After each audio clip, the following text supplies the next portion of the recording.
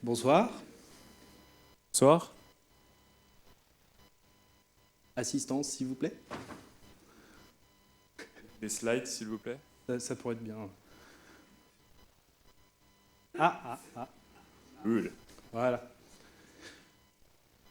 Donc, moi, c'est Valentin Famelard, enchanté. 1H2, rentrant en H2.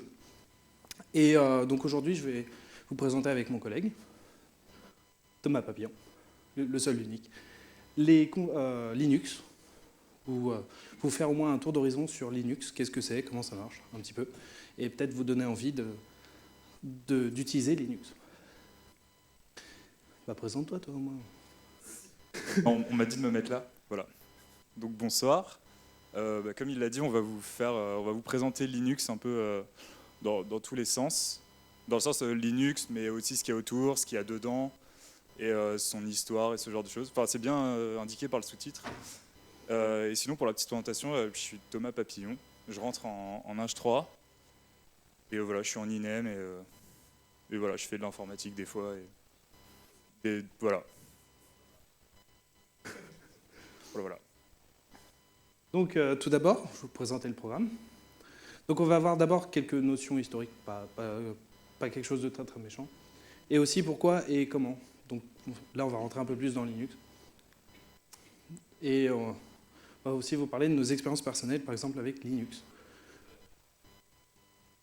Alors, niveau expérience personnelle, on a voulu faire ça parce que ça nous donne une certaine légitimité à parler de Linux, parce que sinon on serait quand même des beaux escrocs.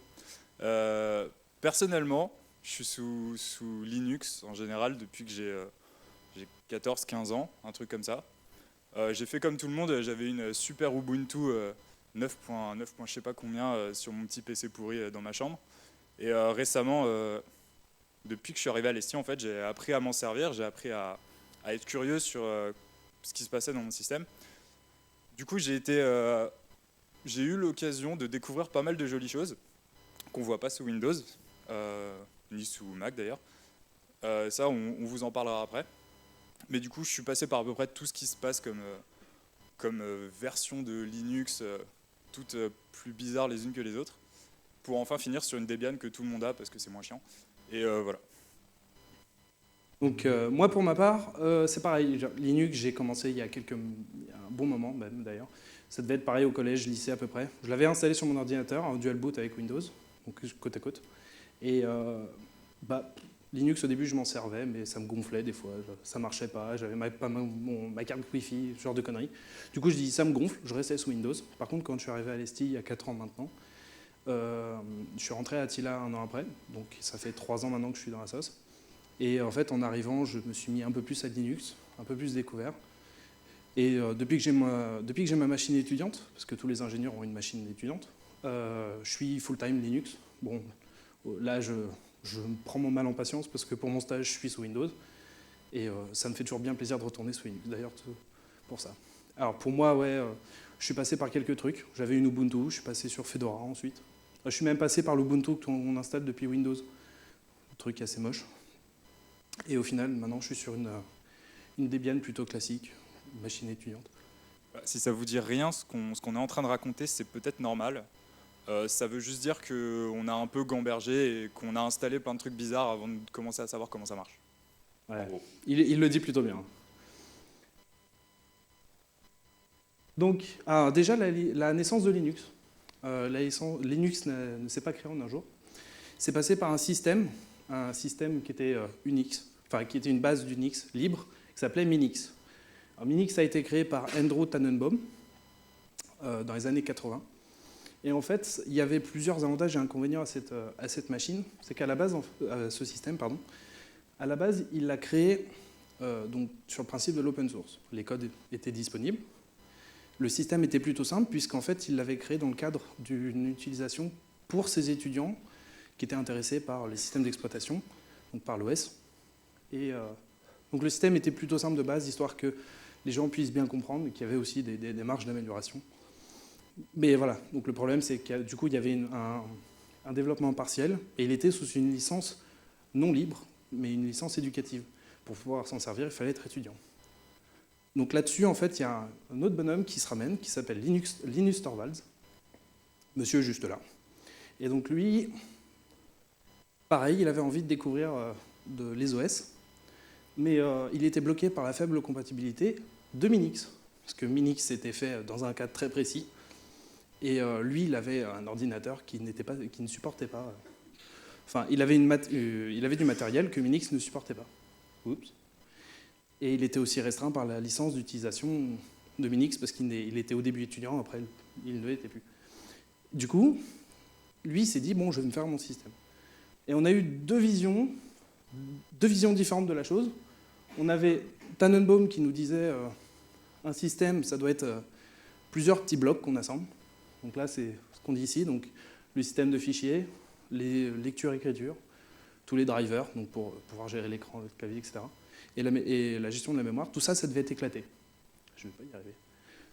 Et donc à côté, on a Torvalds qui dit « ça, c'est trop compliqué, il y a beaucoup trop de morceaux. Moi, je vais tout mettre en un seul gros bloc, qu'on appelle donc du coup un kernel monolithique, de par sa grosse taille. » Et donc ça a déclenché un gros bordel au niveau de... à l'époque, c'était sur Usenet, les forums de discussion. Et donc il y a eu, au début, c'était des petites phrases, et après, en fait, c'est presque devenu une guerre de clans sur lequel des deux était le meilleur.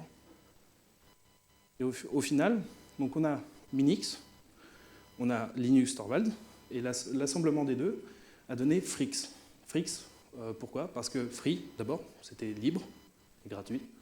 Freak, parce que Linus Torvalds considérait Linux un peu, enfin son projet un peu étrange, et le X aussi de Unix, parce qu'il y avait toujours une base Unix derrière. Et puis bon, comme ça rappelle. Et donc ensuite, il y a eu une ouverture à la distribution sous licence libre, et Frix devient Linux. Pourquoi? Parce qu'en fait, Linux... Au début, Linus voulait l'appeler Linux, le projet, mais il s'est dit, ouais, c'est peut-être un peu égocentrique, du coup, je ne vais pas l'appeler comme ça. Sauf que quand il a donné son code à un ami pour qu'il le mette en ligne sur un FTP, donc un serveur de partage, le monsieur, il a appelé le dossier Linux. Et c'est resté depuis... Torvalds avait dit, ouais, bon, ok, si tu l'as appelé comme ça. Et en fait, aujourd'hui, on est le 5 octobre 91, et il y a 24 ans jour pour jour, Linus mettait en ligne Linux. Enfin, pas Linus exactement, mais... Et donc, on peut considérer aujourd'hui que c'est le 24e anniversaire de Linux. Quelqu'un veut chanter? Ok, c'est pas grave. Juste, je me permets d'intervenir pour dire que ça... Donc on a vu que Minix, ça a été créé dans le cadre d'un cours de système d'exploitation dans une université. Linux, ça a été créé à partir de là, mais il faut bien resituer qu'à ce moment-là, les systèmes d'exploitation, il y en avait beaucoup, mais ils s'étaient tous fermés. Les codes étaient ouverts que aux gens qui étaient employés pour le coder, et c'était que sous du matériel propriétaire. Ce qu'on voit là, c'est une révolution. On dirait pas comme ça, mais à l'époque, quand vous vouliez, quand votre driver d'imprimante marchait pas, bah tant pis. Et grâce à ça, il y a des gens qui ont pu, on a assisté à la naissance de, il va vous en parler après, mais on a assisté à la naissance du mouvement open source et ce genre de choses. Et il y a eu une cassure dans la philosophie du logiciel qui est assez importante. Voilà. C'est avec tout ça. Ouais. Pareil, encore bien dit. Donc voilà, comme il a dit, je vais parler du free software. Alors, licence, logiciel libre et open source, ce sont deux choses très légèrement différentes. C'est plus dans la philosophie de la chose. Moi, je vais parler de la licence, du logiciel libre, pardon. Parce que le logiciel libre, c'est le premier truc qui a été créé, et l'open source, en fait, ça a été créé pour les entreprises, histoire de leur donner quand même un avantage à ça. Donc au début, il y a eu un déclencheur. Comme le disait Thomas, au début, tout était complètement fermé. Vraiment, il y avait beaucoup de choses, mais beaucoup de choses uniquement adaptées pour une seule catégorie de personnes ou une seule catégorie de matériel. Et c'était un peu le bazar. Il y a eu aussi une restriction des droits. On ne pouvait pas faire ce qu'on voulait avec son ordinateur et son système d'exploitation. Comme le disait encore, j'ai mon imprimante, je veux la brancher, ça ne marche pas, je fais comment? Je ne vais pas faire, parce que je ne peux pas, tout est fermé. Et donc on a aussi le combat personnel d'une autre personne, qui est juste ici, et qui s'appelle Stallman, Richard Stallman, qui est d'ailleurs passé ici un jour, était passé faire une conférence via Attila. Et donc en fait, cette personne, elle a dit, c'est gentil, mais tout est fermé, ça m'énerve. Et du coup, il a créé en fait la Free Software Foundation en 85. Et de là, en fait, ça a été aussi le deuxième élément moteur. C'est qu'à côté de la FSF et de Richard Stallman, on peut considérer Linus Torvalds comme la seule personne avec une notoriété aussi importante dans le monde de l'informatique aujourd'hui. Et donc, la Free Software Foundation, qu'est-ce que c'est? Donc, elle permet en fait de garantir aux développeurs qui choisissent de développer des logiciels libres la garantie que les droits seront égaux sur leur programme. N'importe qui peut étudier le code, le modifier, le partager, mais toujours sous les mêmes droits. Je ne peux pas prendre le code de quelqu'un et dire je vais modifier une ligne et le vendre, ou ce genre de choses. Et accessoirement, il y a un gros coup de poker là-dessus. Pardon, on parle ici de donner un cadre légal au logiciel libre. Ouais. Vous n'auriez pas... On a un gros coup de poker là-dessus d'ailleurs, c'est qu'au début, il y a des personnes qui ont dit bon, je vais coder et je vais faire de mon code, de mon programme, un logiciel libre. D'autres personnes trouvaient par exemple des intérêts là-dedans, le modifiaient, mais en le partageant, on ne pouvait pas faire autre chose que de le repartager en forme de logiciel libre. Et donc de par ce coup de poker, tout s'est développé au fur et à mesure pour donner aujourd'hui une bonne quantité de logiciels libres qu'on connaît aujourd'hui. Donc les 4 principes de base, je les ai énoncés, c'est la liberté d'utiliser un logiciel comme on le désire, la liberté de le modifier pour en faire ce qu'on désire, et que le programme fasse ce qu'on veut de lui, la liberté de le partager aux autres, et la liberté de le distribuer aux autres. Non pas uniquement le programme, mais ses modifications avec. Aujourd'hui, Linux, donc grâce à ce petit morceau licence libre, Linux au début a été créé pour une plateforme, ce qui énervait d'ailleurs Tannenbaum qui lui a donné un argument en disant ce truc-là est voué à être obsolète. C'est qu'on a beaucoup de personnes au début qui se sont intéressées, de plus en plus de personnes, et ça a donné ce qu'on connaît aujourd'hui, le kernel de base de Linux, donc en fait le noyau qui permet de faire le lien entre le système d'exploitation et le matériel, donc votre ordinateur physiquement. C'est plus de 15,5 millions de lignes de code, avec plus de 12 000 contributeurs. 12 000 contributeurs, c'est énorme. On ne dirait pas comme ça. C'est comme si je mettais 12 000 personnes dans la même pièce pour bosser, ça paraît très bizarre. Et donc de là, en fait, on a créé quelque chose. Non, Linus a créé quelque chose. Il s'est dit, maintenant, mon projet commence à prendre de l'ampleur, c'est bien. Il y a beaucoup de gens qui bossent dessus, c'est bien. Mais comment est-ce qu'on va travailler? Est-ce qu'on va s'envoyer des fichiers par FTP? Dropbox, tout ça, ça n'existait pas aujourd'hui. Et puis pour le code, ça n'a jamais été très efficace. Le monsieur, il a créé un truc qui s'appelle Git. Alors Git, je vais très brièvement vous en parler. Et de toute manière, on a une conférence qui suivra là-dessus, et avec des formations plus tard, où justement vous pourrez apprendre un peu plus en détail. Git, en fait, c'est un système simple. On a un serveur au milieu, et on a tout autour des gens qui vont travailler le code. Et l'intérêt de Git, en fait, c'est que des gens peuvent bosser en même temps sur des fichiers identiques, qui sont de base identiques, mais enfin bosser sur le même fichier sans jamais se marcher sur les pieds.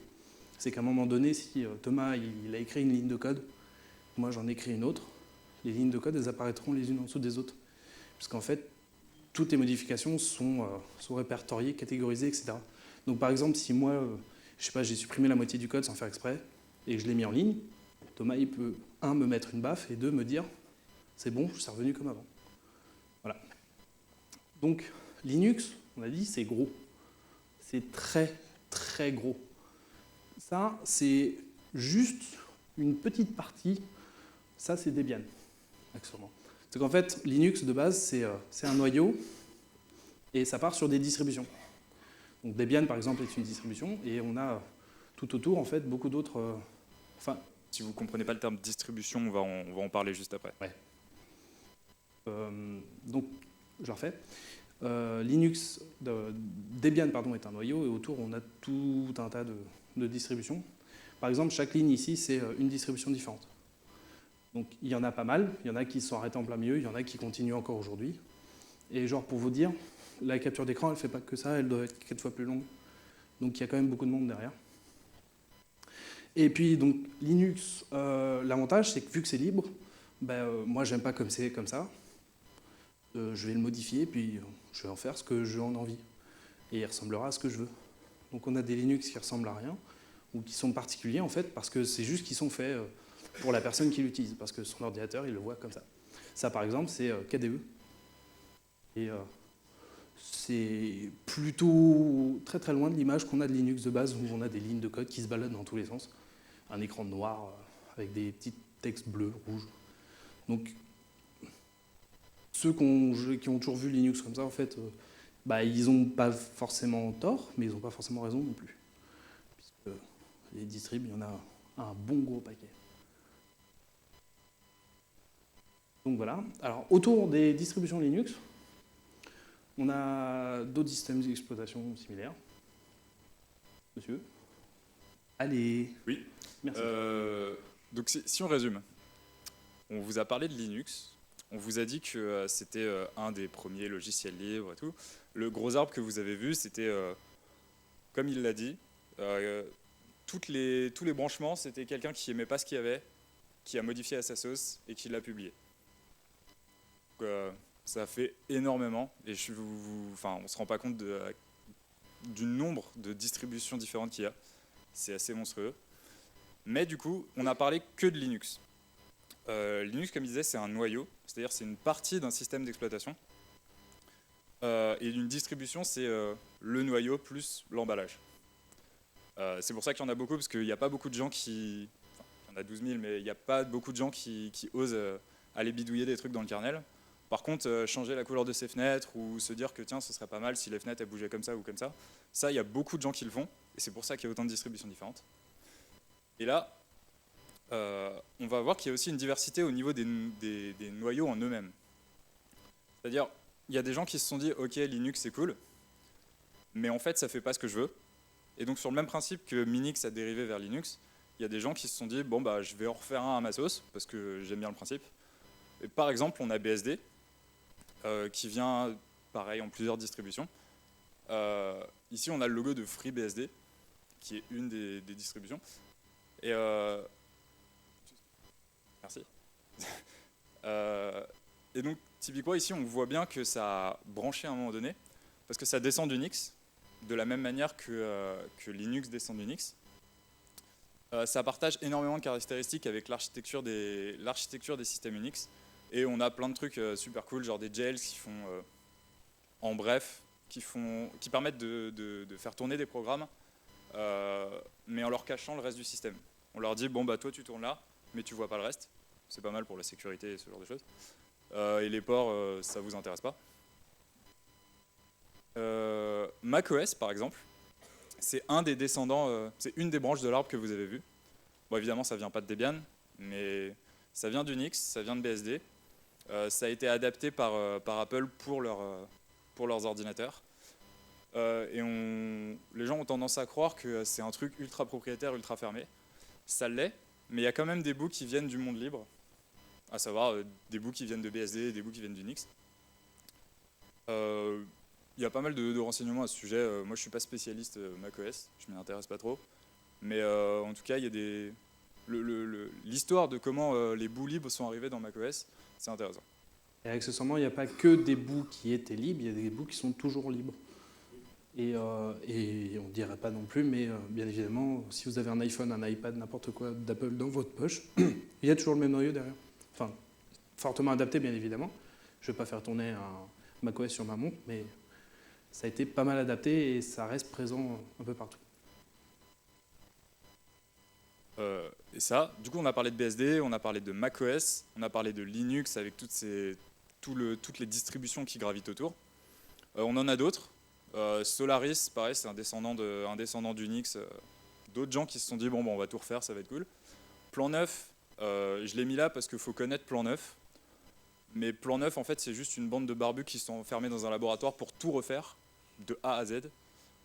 Ça a donné un système que personne n'utilise, mais qui est cool d'un point de vue théorique. Voilà. MirageOS, par contre, c'est intéressant, parce que je vous parlais de noyau tout à l'heure.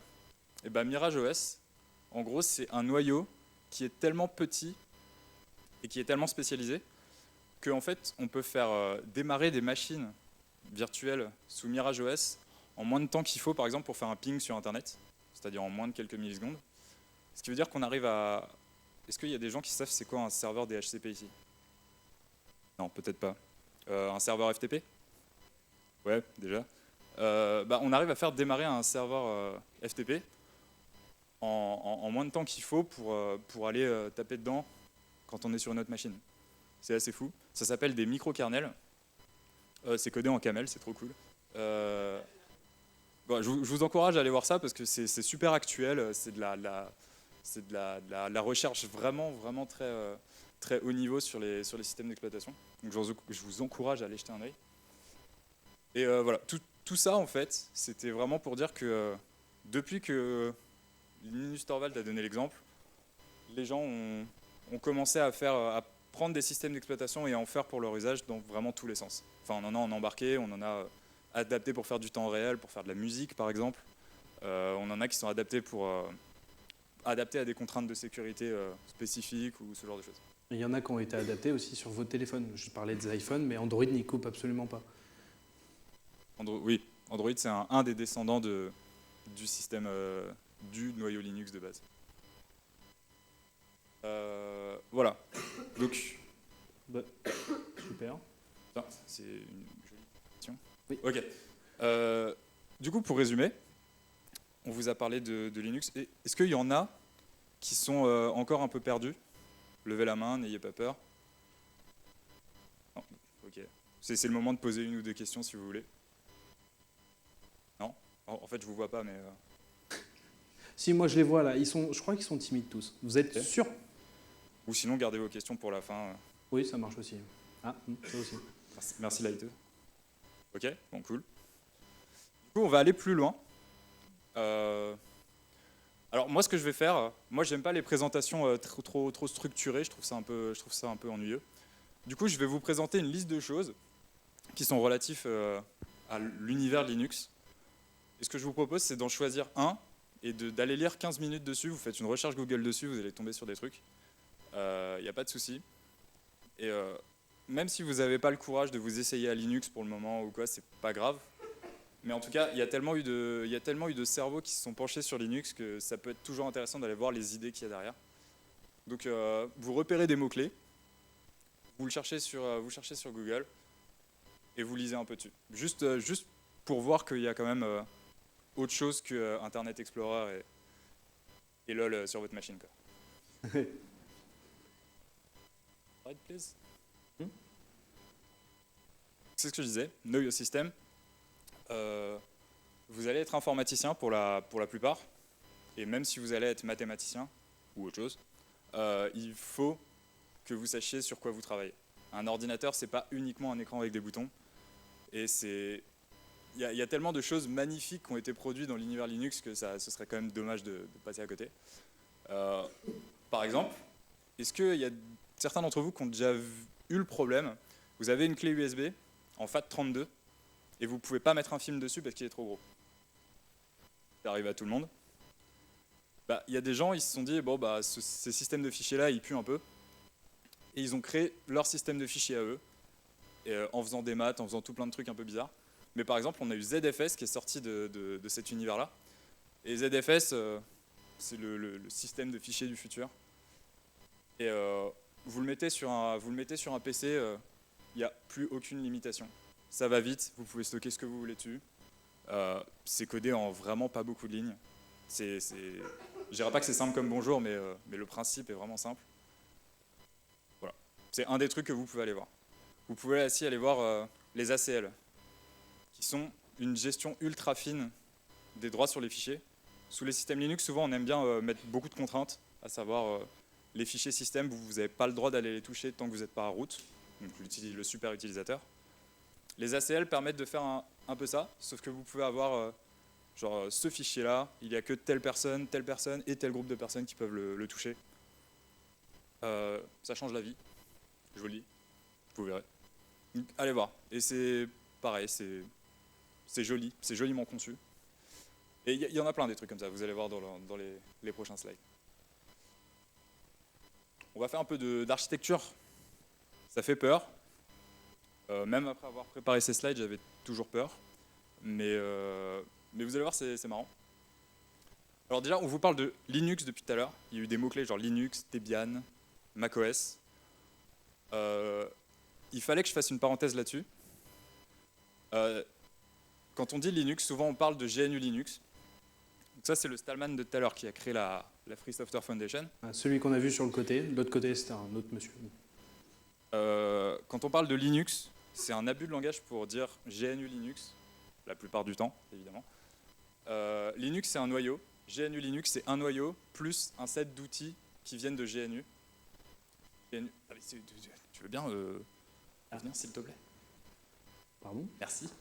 T'as un dessin. Et GNU étant un projet qui vise à...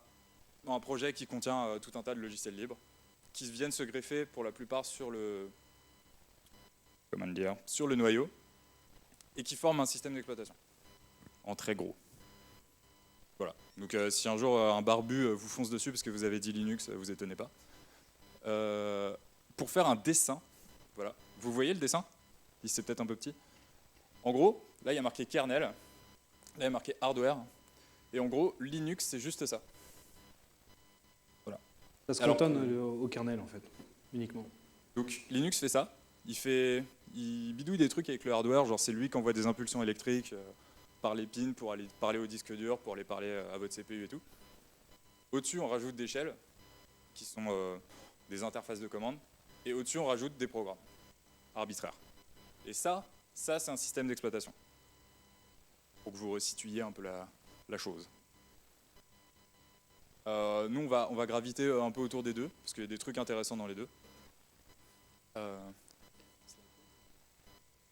Et donc, en soi, le kernel, donc Linux, au sens strict du terme, ça sert à quoi? Ça gère des fichiers, comme c'est marqué. Donc là, je vous ai parlé de ZFS, qui est un système de gestion de fichiers. Ça, c'en est d'autres. En ce moment, on a plus X4 sur les distributions Linux communes. Ça, c'est le système de fichiers de Windows, le nouveau. Il y en a peut-être un autre qui est arrivé, mais enfin, le nouveau, la dernière fois que j'étais, c'est Windows. Ça, c'en est un autre qui a des propriétés un peu cool. ZFS, j'en ai parlé tout à l'heure. Ce qui remonte à peu près à 2 ans d'ailleurs. Ouais, voilà. Ça sert aussi à gérer le matériel. Je ne vais pas vous refaire un cours complet d'archi, de base parce que j'en serais incapable, et ensuite parce que c'est long. Mais en gros, quand vous faites un clic de souris, que vous voyez des trucs affichés à l'écran, ce qui va faire l'interface entre les 0 et les 1 qui se passe vraiment au plus bas du matériel de manière électronique, et ce qui se passe au plus haut niveau quand vous tapez des lignes ou que vous envoyez des mails, la partie où le matériel reçoit des informations, c'est le kernel qui le fait. Donc c'est là où il y a des drivers, c'est là où la carte réseau, c'est là où on interagit avec la carte réseau, c'est là où on décode, je ne sais pas si vous avez fait un peu de réseau, mais tout ce qui est paquet, les protocoles comme TCP/IP, ça se passe à l'intérieur. Ça sert à gérer les programmes, parce qu'un système d'exploitation, c'est rien d'autre qu'un kernel qui lance plein de programmes, plus ou moins complexes. Et donc après, ça, c'est des choses que je vous invite à aller regarder. La notion d'ordonnancement, la notion de concurrence, d'allocation mémoire. Vous avez normalement tous déjà un peu codé. Est-ce que vous avez déjà utilisé des tableaux à taille dynamique? Genre, le malloc, toutes ces choses-là, ça vous dit quelque chose? Bon, vous avez de la chance. Mais vous pouvez demander dynamiquement, donne-moi 1024 octets de mémoire. Ben, ce qui se passe à ce moment-là, c'est que votre programme appelle le kernel, lui dit « Coucou poto, donne-moi de la mémoire », et le kernel dit oui ou non. Souvent, il dit oui. Quand il dit non, ça se passe pas très bien. Et c'est ici que ça se passe. Des fois, il arrive qu'ils disent non, d'ailleurs, chez nous, sur nos serveurs, et quand il dit non, en fait, en général, il y a le système qui s'écroule à un moment donné. Ouais, c'est pas bon signe, hein. Quand le kernel vous renvoie des noms, généralement, faut arrêter, faut éteindre l'ordi. Ouais. Vous n'avez pas envie d'avoir ça sur vos ordis, ni vos serveurs. Ça sert aussi à gérer les utilisateurs. C'est comme ça qu'on a des sessions, c'est comme ça qu'on a des fichiers qui peuvent appartenir à plusieurs personnes, ou à une seule, ou à aucune. Je vous parlais tout à l'heure des ACL. C'est exactement ça. Ça fait partie de cette partie du kernel. Donc ça gère les droits sur les fichiers, les relations avec l'ordonnancement, parce que par exemple, on peut dire que on peut dire au kernel, tous les programmes de cet utilisateur-là, tu les mets en priorité minimale. Tu les lances que quand il y a de la place, par exemple. Allô. Voilà. Ça, c'est une capture d'écran, ça vient de mon PC. J'aime particulièrement bien cette capture d'écran parce que ça résume un peu tout ce que j'ai dit. C'est HTOP, pour ceux qui fait HTOP. Un jour, si vous en avez besoin, utilisez ça. Là-haut, vous voyez l'usage de mes processeurs, enfin de mes cœurs de processeurs. Vous voyez mon utilisation mémoire. Vous avez des nombres là-haut. Les nombres intéressants, c'est juste que vous avez 86 programmes qui sont en train de tourner en même temps. Donc, on notera que le processeur arrive avec 4 cœurs à faire tourner 86 programmes en même temps. Ça fait partie des choses intéressantes à aller regarder. Et on notera, pareil, voilà, ce programme, c'est moi qui l'ai lancé, il prend tant de mémoire, il s'appelle comme ça. Si on a plein de trucs comme ça, c'est juste que le programme s'est dupliqué pour faire plusieurs tâches en même temps. Il faut voir que dans l'idée, en fait, le kernel, il ne peut pas faire plusieurs choses, il peut en faire qu'une, mais du coup, les programmes, ils se disent, bon, bah, je vais me dupliquer plus d'une fois, et ce qu'on appelle un worker, en fait, et chaque worker fait une tâche, et renvoie ça au premier. Et il y a une notion d'interaction comme ça. Voilà. Vous allez voir aussi ça dans vos cours, normalement. Ouais, ça prendra carrément plus de sens quand vous aurez fait des cours d'archi. Enfin, tout ça pour dire que, de manière générale, quand vous êtes un de ces programmes-là, le kernel met tout en œuvre pour que vous n'ayez rien à faire. N'importe quel programme ici, pour lui, il a 4 Go de mémoire, il peut ouvrir des fichiers, il peut aller taper dans les disques durs, il peut envoyer des paquets par le réseau. Mais ils peuvent tous faire ça en même temps. Et le kernel, c'est là où il fait de la magie. Ça résume plutôt bien les choses. Donc, la conclusion de tout ce joli monde, c'est que le noyau, en fait, c'est juste le chef d'orchestre de tout le système d'exploitation. Il fait tout dans le système. Tout ce qui n'est pas le rôle d'un programme, donc c'est-à-dire afficher une fenêtre ou faire des calculs, c'est le kernel qui le fait. Ça va? Tout le monde arrive à suivre? Ok, cool. La petite question subsidiaire, c'est qui lance le noyau? Parce qu'à partir du moment où vous allumez votre PC et où il y a des électrons qui commencent à partir dans les circuits, et le moment où le kernel commence à lancer les programmes et à gérer la mémoire, ce genre de choses, il se passe des choses. Ce qui se passe, c'est qu'en fait, il y a un petit programme qui est codé en dur sur votre carte mère qui va mettre le début du kernel dans la mémoire et lui balancer du jus pour qu'il commence à fonctionner. Ça s'appelle le bootloader. Je ne sais pas si vous avez déjà vu, si vous avez déjà fait un dual boot, ce genre de choses, vous avez déjà vu voir un truc qui s'appelle Grub.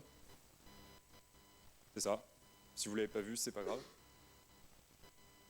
Là, il y a voilà, quelques lignes d'assembleur. Là, je parle d'assembleur, mais c'est pas forcément très pertinent. Mais tout ça pour dire qu'en gros, c'est en dur, vous avez quelque chose qui va aller mettre brique à brique le kernel dans la mémoire pour qu'il commence à travailler.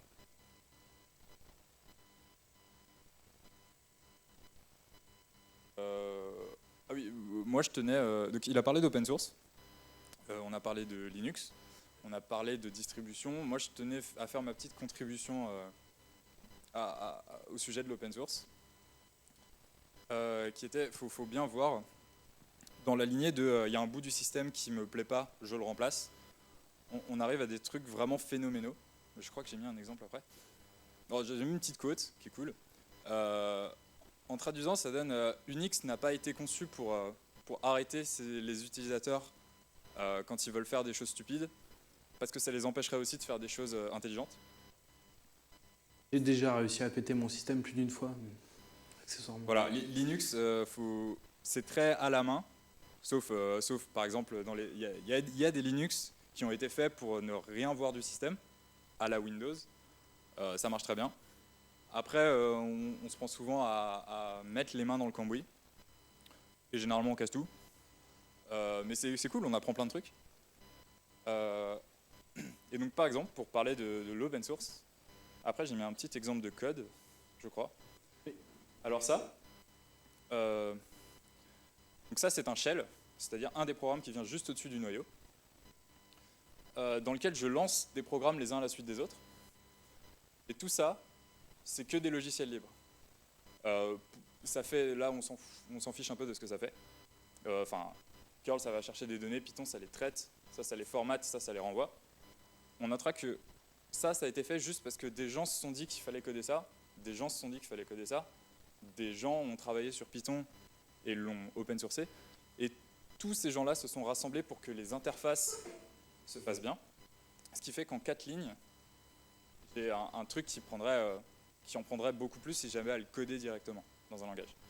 Et tout ça, on a de la flexibilité et de la qualité. Et ça illustre bien la philosophie qu'on a dans l'open source. C'est la manière dont ces choses communiquent et qui fait que c'est aussi simple que de dire je vais mettre 4 lignes les unes à la suite des autres et tout va parfaitement bien fonctionner. Ça fait aussi partie d'un plus gros ensemble qui s'appelle POSIX. Oui. POSIX, on va peut-être pas en parler. On va peut-être pas en parler, mais en gros, c'est juste un gros set de normes qui permettent... Bon, bref, il y a des gens qui codent des programmes, il y a des gens aussi qui écrivent des normes pour que les programmes communiquent bien. Ça, c'est un peu plus velu et on va pas vous embêter avec ça. Ça va très loin. Parce que j'y connais rien, donc voilà. Mais voilà, tout ça pour dire qu'à tous les niveaux, on retrouve des gens qui font que l'écosystème de programmes marche bien, est de qualité et s'associe bien les uns avec les autres. Ça marche avec les petits programmes comme ça marche avec les composants des systèmes d'exploitation, ça marche avec les formats de données qui sont utilisés un peu partout.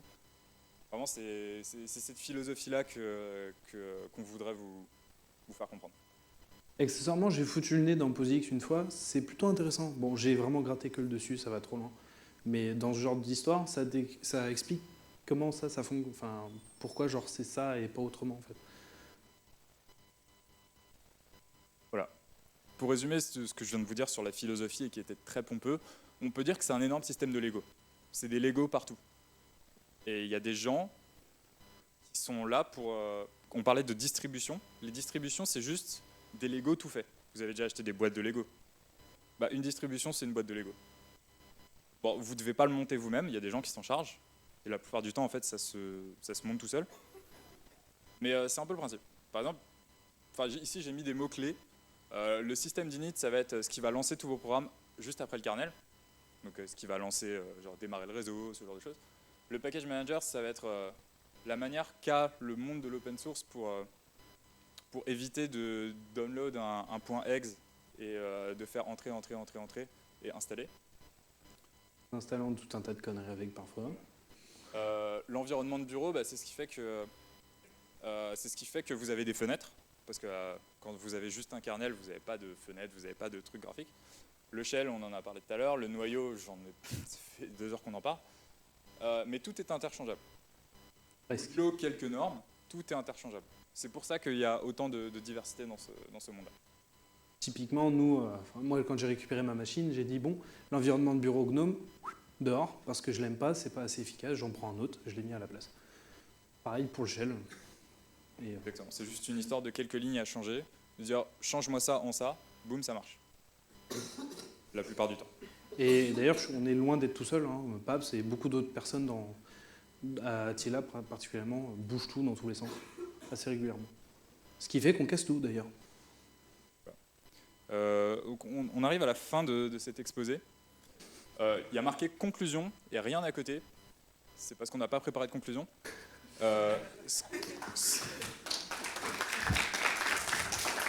Deux ébahis. Alors, vraiment, c'était un exposé fait un peu avec les mains. Il y a beaucoup d'informations et vous n'avez peut-être pas tout compris.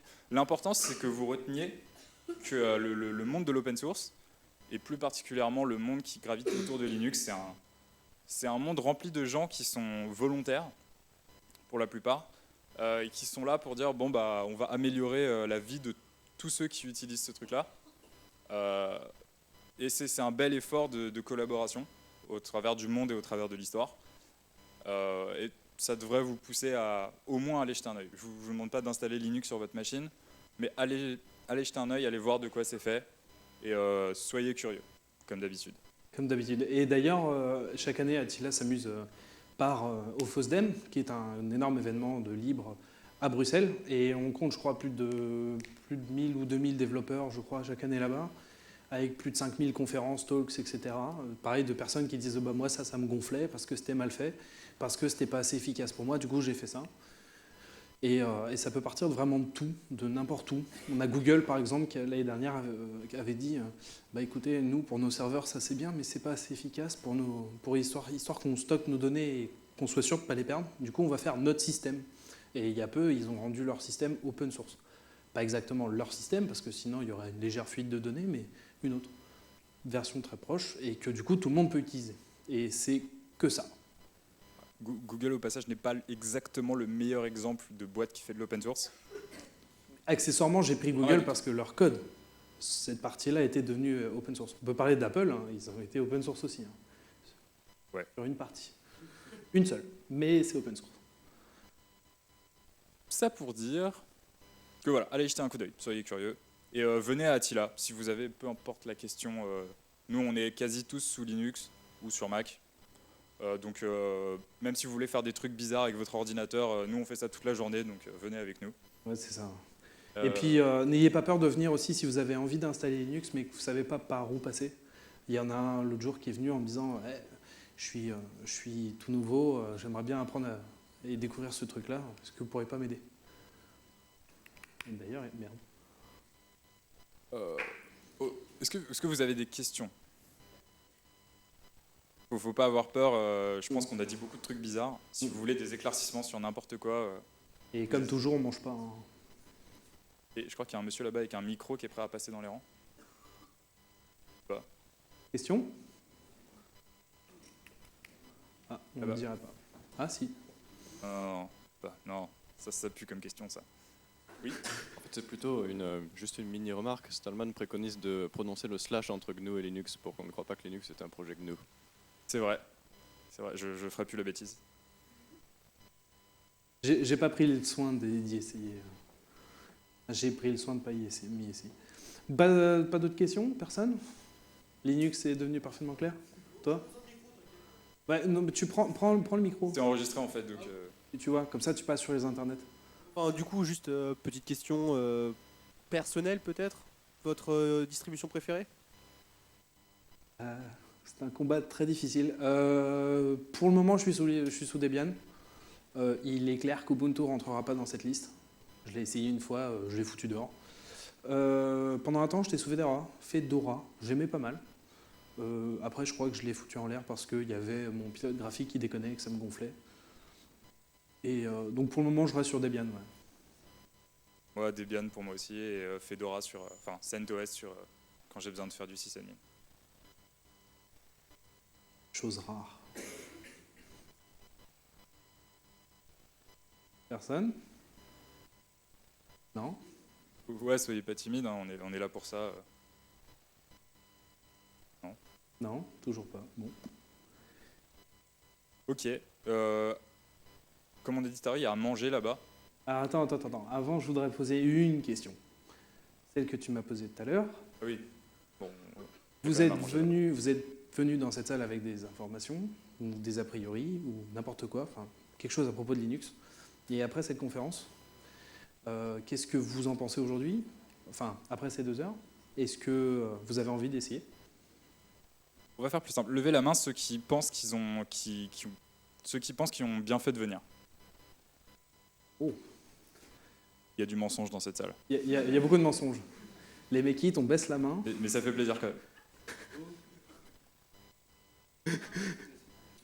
Non, je suis très mauvaise langue parce qu'il y en a eu pas mal à Attila l'année dernière et ils sont toujours là cette année. Ok, bah du coup on se retrouve autour d'un cookie.